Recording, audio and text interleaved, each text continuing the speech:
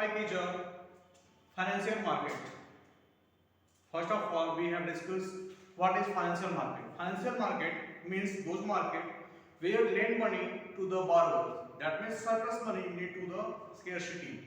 मतलब financial market वो market होता है जहां पे जिसको पैसे की जरूरत है उसको पैसा दिया जाता है जिसके पास पैसा ज्यादा है।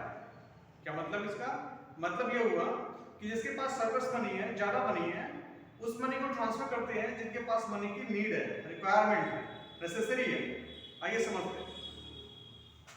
Today topic is financial market. Financial market in India, in our country, this exists as a two kind of market. Bharat में यह मार्केट दो तरीके से है, दो तरीके से काम करता है। कौन कौन से तरीके हैं? The first segment is money market and the second segment is capital market. Money market, the top authority is Reserve Bank of India. This is known as RBI.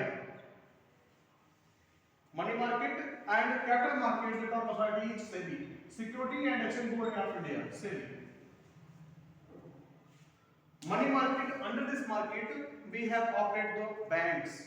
Government operate banks like as private sector bank and government sector bank. This is the other topic.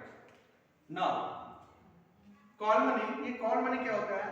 Call money is the demand of short period. This is one day. What is one day? एक दिन के लिए जब बैंकों को पैसे की जरूरत पड़ती है तो उसको बोलते हैं कॉल मनी। जैसे आपका बैंक में जो पैसा जमा होता है वो डिपॉजिट मनी होता है। Deposit money means demand draft होता है। जब कभी भी आप विड्रॉल करते हैं तो बैंक आपको पेमेंट करता है, लेकिन जब बैंक में पैसा घट जाए तो बैंक किसके पास जाएगा? वो जाता है आरबीआई के पास या अपने किसी दूसरे बैंक के पास। वहां से वो करते क्या है, इस कॉल मनी के थ्रू एक दिन के लिए लोन लेते हैं, उसको बोलते हैं कॉल मनी। नेक्स्ट होता है ट्रेजरी बिल। ट्रेजरी बिल कौन इशू करता है? Reserve bank of India. किसके बिहाफ पे? Ministry of finance of India, Bharat सरकार के वित्त मंत्रालय की निगरानी में आरबीआई ट्रेजरी बिल जमा करता है, जो मार्केट में पैसा लाने के लिए, पैसा को लेने के लिए, पैसा उठाने के लिए काम देता है। देखिए फाइनेंशियल मार्केट का तो मतलब होता है, financial market means link between, एक लिंक प्रोवाइड करता है किसके बीच में? Savers and the borrowers. Borrowers means उधार लेने वाले और सेवर मींस जो पैसा बचा के रखते हैं। सेवर और बारोवर के बीच में एक लिंक प्रोवाइड करता है। ठीक उसी तरीके से जैसे आपको जोमेटो लिंक प्रोवाइड करता है जो खाना की जिसकी जरूरत है और रेस्टोरेंट के बीच में, उसी तरीके से यहाँ पे ये काम करता है। ये गवर्न कैसे होता है? This is regulated and operated by the authority of RBI, reserve bank of India. Government of India की सभी सेक्टर में जो इंडस्ट्रीज हैं, जो टॉप अथॉरिटी हैं, हर सेक्टर में बॉडी है। जैसे बैंकिंग सेक्टर में आरबीआई, कैपिटल मार्केट में सेबी और ट्राई सेक्टर में try, telecom authority, telecom regulation authority of India. किस सेक्टर में? टेलीकम्युनिकेशन। आप सब कुछ करिए, अगर दो बैंकों का आपस में कोई विवाद हो जाए, अगर लड़ाई हो जाए तो किसके पास जाएंगे? Reserve bank of India. उसी तरीके से अगर दो मोबाइल ऑपरेटर का विवाद हो जाए, जियो और वोडाफोन, जियो एयरटेल का विवाद हो जाए, कहां जाएंगे? ट्राई।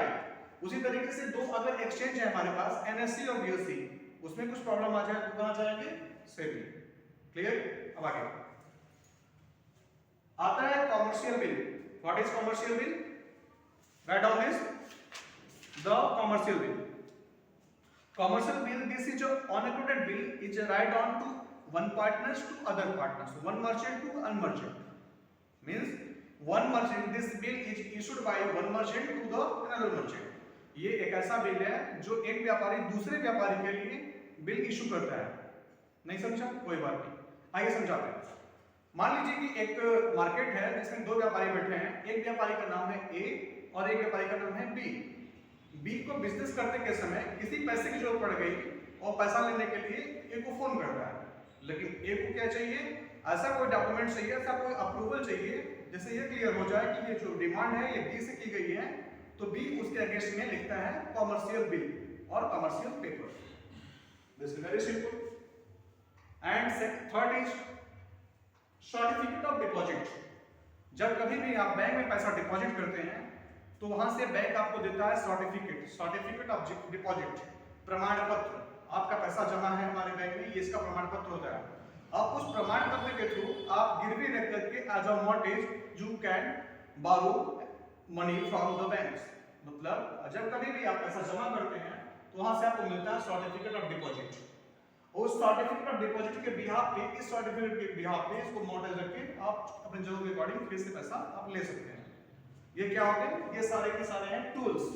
टूल्स मींस किसके? मनी मार्केट के। How to money market operate and how to money market functions. अब बात करते हैं कैपिटल मार्केट। देखिए कैपिटल मार्केट इसको हम और तरीके से जानते हैं, जैसे कैपिटल मार्केट, इसके और भी नाम है, वो क्या हो सकते हैं? शेयर मार्केट या सिक्योरिटी मार्केट।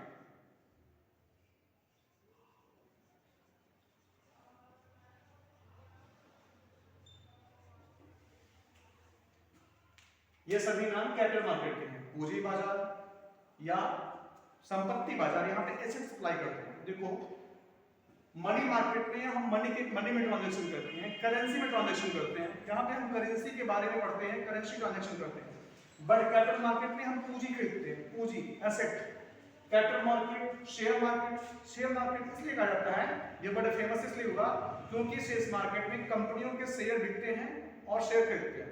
तो क्या केवल शेयर ही बिकते हैं? नहीं, यहाँ पे शेयर बिकते हैं, डिबेंचर बिकते हैं, बॉन्ड, करेंसी, कमोडिटी, बहुत कुछ यहाँ पे बेचा जाता है। फिलहाल कैपिटल मार्केट, शेयर मार्केट और सिक्योरिटी मार्केट भी इसको बोला जाता है। लेकिन ये कैपिटल मार्केट मैं आपको समझाऊंगा। पिछली क्लास में मैंने थोड़ा सा एक्सप्लेन किया था कैपिटल मार्केट में शुरुआत कैसे होती है। तो कैपिटल मार्केट में आप जानते हैं कि शेयर मार्केट में सबसे बड़ा जो अथॉरिटी होता है सेबी। सेबी काम कैसे करता है? तो सेबी अपने, जैसे आपके पास आरबीआई है, आरबीआई की तरह काम करता है। आरबीआई खुद काम नहीं करता है, आरबीआई की नीचे बॉडी काम करती है, HDFC bank, state bank, other bank हैं। बिल्कुल उसी तरीके से जो हमारा सेबी है, सेबी काम करता है अपने स्टॉक एक्सचेंज के थ्रू। वो कौन कौन से हो सकते हैं? वैसे इंडिया में तो टोटल 5-6 स्टॉक एक्सचेंज हैं, लेकिन जो फेमस स्टॉक एक्सचेंज है वो 2 है सिर्फ। कौन कौन से भाई? NSE, BSE. What is full form? National stock exchange and Bombay stock exchange. ये 2 स्टॉक एक्सचेंज हैं। अच्छा, उसके बाद स्टॉक एक्सचेंज में जो कंपनी होती है, कंपनी अपने मार्केट, अपने कंपनी जो होती है, कंपनी अपने शेयर्स को मार्केट में लिस्टेड कराती है, जिसको बोलते हैं लिस्टिंग ऑफ कंपनी। और कुछ लिस्टेड कंपनी है जिनकी परफॉर्मेंस खराब है, अगर किसी शेयर की वोलेटिलिटी करते हुए पकड़ी जाती है तो उनको डिलीट कर दिया जाता है। उनको क्या बोलते हैं? Delisting of company. इतना तो आप जानते हैं। शेयर क्या होता है? कंपनियों की जो टोटल पूंजी होती है, उस टोटल पूंजी के छोटे छोटे टुकड़ों में डिवाइड कर देते हैं। The smallest part of the capital, उसको बोलते हैं शेयर। अब ये शेयर में पूंजी कैसे होती है? तो देखो बेटा, जिस कंपनी से, जिस कैपिटल से कंपनी रजिस्टर्ड होती है उसको बोलते हैं ऑथराइज्ड कैपिटल। लेकिन उसका कुछ भाग जो मार्केट में डिलीवर कर दिया जाता है, बेचा जाता है, उसको बोलते हैं इशूड कैपिटल। इशूड कैपिटल का वो पार्ट जो पब्लिक परचेज कर लेता है वो होता है सब्सक्राइब कैपिटल। लेकिन कितना होना चाहिए सब्सक्राइब कैपिटल? 90% मिनिमम। जैसे मान लीजिए कि मेरी कंपनी है, मेरी कंपनी का जो टोटल रेवेन्यू है, ऑथराइज्ड कैपिटल है 100 रुपीज, लेकिन मुझे लग रहा है कि भाई मुझे 100 रुपए की जरूरत नहीं है, मैं मार्केट में सिर्फ 50 रुपए बेचता हूँ, तो ये 50 रुपए क्या है? Issued capital. लेकिन ऐसा थोड़ी है कि जो बेचूंगा सब कुछ खरीद लिया जाएगा, तो कुछ पार्ट खरीदा जाएगा या हो सकता है कुछ ना खरीदा जाए। तो जैसे मिनिमम कितना खरीदना होना चाहिए? मिनिमम खरीद होनी चाहिए हमारी 90% मिनिमम सब्सक्रिप्शन होना चाहिए। तो ये तो बात अलग नहीं है। अब समझते हैं शेयर मार्केट में 2 पार्ट। शेयर मार्केट भी 2 तरीके से फंक्शन करता है। शेयर मार्केट 2 तरीके से फंक्शन करता है। कौन कौन सा? प्राइमरी मार्केट और सेकेंडरी मार्केट। प्राइमरी मार्केट में क्या होता है? प्राइमरी मार्केट में जब कभी भी हम शेयर को बेचते हैं तो यहाँ पे शेयर को, जब कंपनी अपने शेयर को बाजार में फर्स्ट टाइम, पहली बार जब मार्केट में बेचती है तो इसको बोलते हैं प्राइमरी मार्केट। ये कैसे कैसे हो सकता है? What is the tools of primary market? First, offer for sale, हम किसी को ऑफर करते हैं हमारे शेयर लेने के लिए। दूसरा चीज, किसी को कौन हो सकता है? वो आपके दोस्त हो सकते हैं, आपके रिलेटिव, फ्रेंड्स और फ्रेंड सर्कल्स, कंपनी के डायरेक्टर्स, कंपनी के मैनेजर्स, कंपनी के एम्प्लॉय, कंपनी के सीईओ, कोई भी हो सकता है। दूसरी बात, प्राइवेट प्लेसमेंट, नाम से क्लियर है, प्राइवेट, व्यक्तिगत, प्लेसमेंट।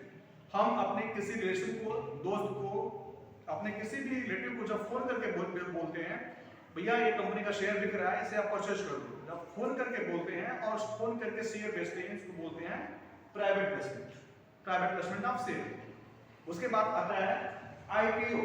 आईपीओ क्या होता है? Initial public offering.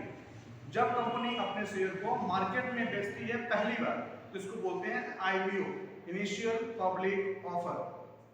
मींस यहाँ पे क्या होता है, यहाँ पे जो शेयर फर्स्ट टाइम मार्केट में बिकता है तो लॉट साइज में बिकता है। लॉट क्या होता है? 15-15 शेयर का एक ग्रुप होता है जिसको हम बोलते हैं लॉट। क्लियर है? तो यहाँ पे कुछ लोगों को शेयर पहले दिया जाता है, उनसे पैसा लिया जाता है, उसके बाद ये आईपीओ में जब शेयर होता है उसके बाद ये शेयर को वो चाहे तो दोबारा सेल करते हैं। जब ये शेयर एक बार जब मार्केट में सेल हो जाता है शेयर, उसके बाद अब इस शेयर को दोबारा जब मार्केट में सेल किया जाता है तो इसको बोलते हैं सेकेंडरी मार्केट। सपोज करिए रिलायंस इंडस्ट्री का शेयर लिस्टेड होता है और लिस्टिंग में आईपीओ में मैंने शेयर परचेज कर लिया, तो क्या है, आईपीओ का शेयर मैंने परचेज कर लिया है, ये है प्राइमरी मार्केट। लेकिन जब उस शेयर को जब मैं बेचता हूं मार्केट में थर्ड पार्टी को, तो ये होता है सेकेंडरी मार्केट। सेकेंडरी मार्केट मतलब किसी भी स्टॉक को, किसी भी सिक्योरिटी को जब रीसेल किया जाता है तो इसको बोलते हैं सिक्योरिटी मार्केट।